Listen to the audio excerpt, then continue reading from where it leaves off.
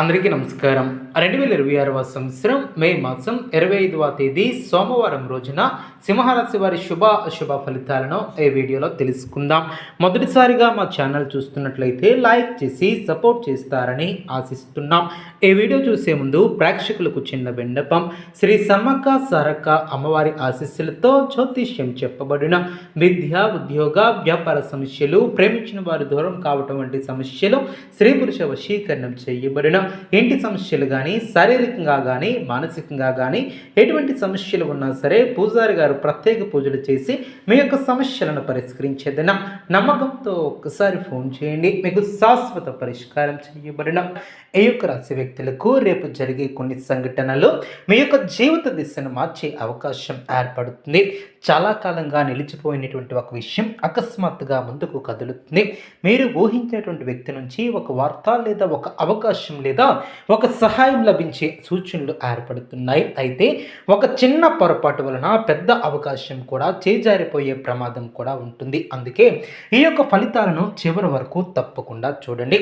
ఈ యొక్క రాశి వ్యక్తులకు మిశ్రమ ఫలితాలను ఇచ్చే రోజుగా కనిపిస్తుంది.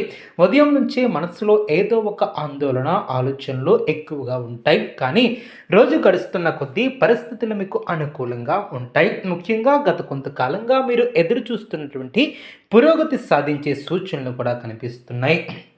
ఉద్యోగస్తులకు అధికారుల నుంచి మంచి గుర్తింపు లభిస్తుంది. మీ యొక్క పనితీరు గురించి ప్రశంసలు ఏర్పరచుకుంటారు. కొందరికి కొత్త బాధ్యతలు అప్పగించబడే అవకాశం ఉంటుంది. వ్యాపార రంగంలో ఉన్నటువంటి వారికి రేపు లాభదాయకమైనటువంటి అవకాశాలు ఎదురవుతాయి.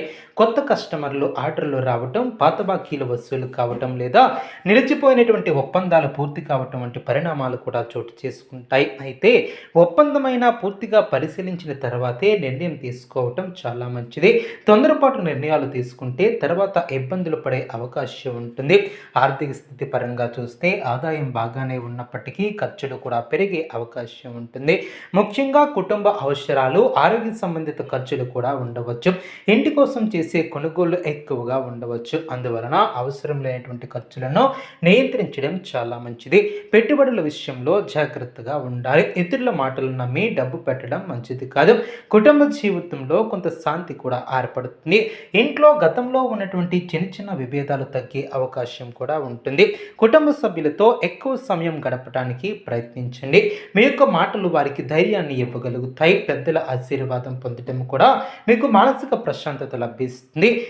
జీవిత భాగస్వామితో బంధాలు మెరుగుపడే అవకాశం కూడా ఉంటుంది. అయితే చిన్న విషయాలను పెద్దవిగా మార్చుకున్నా ఉండటం చాలా మంచిది.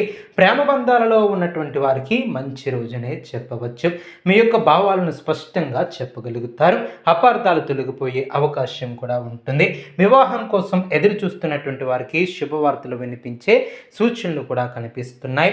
కుటుంబ సభ్యుల మద్దతు కూడా లభిస్తుంది. విద్యార్థులకు రేపు అనుకూలమైనటువంటి రోజు. చదువులో ఏకాగ్రత పెరుగుతుంది. పోటీ పరీక్షలకు సిద్ధమవుతున్నటువంటి వారికి మంచి ఫలితాలు కూడా వచ్చే అవకాశం ఉంటుంది. అదేవిధంగా ఈ యొక్క రాశి వారికి గురువుల సూచనలు పాటిస్తే మరింత ప్రయోజనం కూడా ఏర్పడుతుంది. కొత్త విషయాలు నేర్చుకోవడానికి ఆసక్తి కూడా పెరుగుతుంది.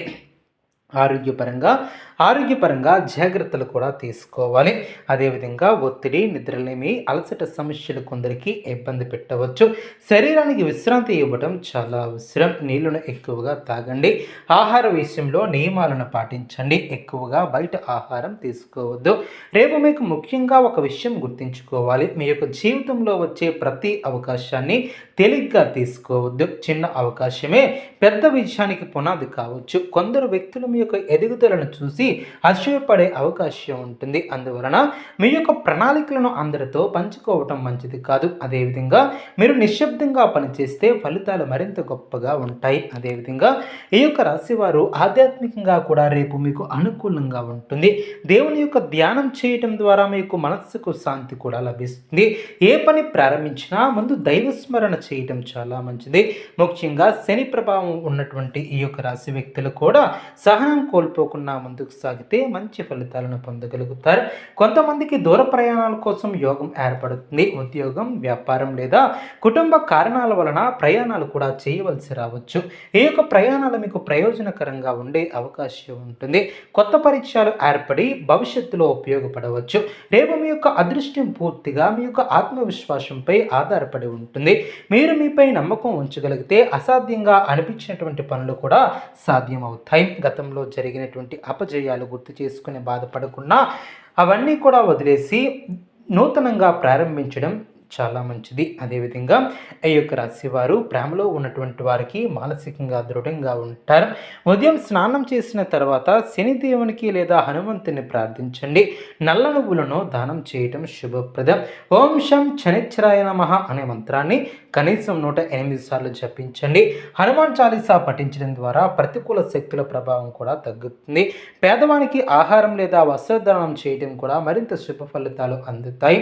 మీ యొక్క శుభ రంగు నీలం, శుభ సంఖ్య 8, శుభ సమయం ఉదయం 9:15 నుండి 11 గంటల వరకు. ఈ యొక్క రాశి వ్యక్తులకు రేపటి రోజు కీలక మలుపు తీసుకురావాల్సినటువంటి రోజు. మీ యొక్క నిర్ణయాలు, మీ యొక్క సహనం, మీ యొక్క ఆత్మవిశ్వాసమే మీ యొక్క విజయాన్ని నిర్ణయిస్తుంది.